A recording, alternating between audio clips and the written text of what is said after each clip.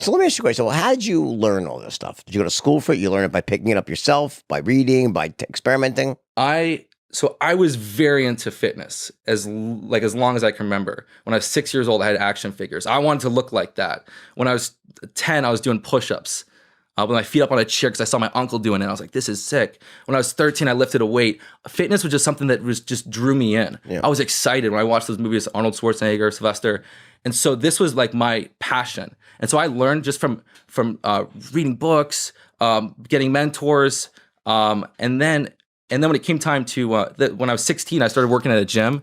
When it came time to go to university, I went for 1 year. I didn't even bother learning about that stuff because I was like, that would hold me back. I was just kind of reaching out to the top experts. But really what it came down to was at 19, I wanted to build this movie star body. I wanted to build like my best body ever. And I started to try things and I started to kind of realize that, wow, this fitness industry is messed up. There's so much bullshit in it. Like people have it dead wrong and you hear so many different contradicting things. And so I was kind of like, myself was confused. And I'm like, what do I actually, who's right, who's wrong? And so I started kind of putting it to the test. All right, let's do this low carb for 3 months. Let's see what happens. Let's try this.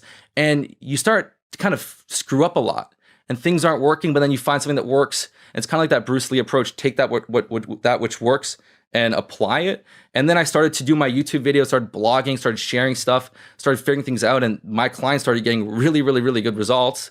And it was important because the fitness industry, if you ask any of your friends, no one really like especially 5-6 years ago, there were people thought you had to eat every 2 to 3 hours because your metabolism would crash if you don't.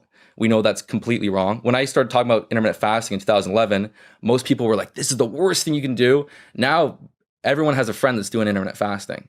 You go anywhere, there's someone doing it. It's gotten very common. So to answer your question, I just, it was my own like self-study. And then putting it to the test and trying to get the result for myself. And I've tracked my workouts for 10, 15 years. I know what works. And then when I've worked with all my clients, we have 300,000 people on one of my programs right now. I get that feedback and I start to tweak it. But for the most part, like the stuff that I've learned that's worked for me has just crushed it for my clients.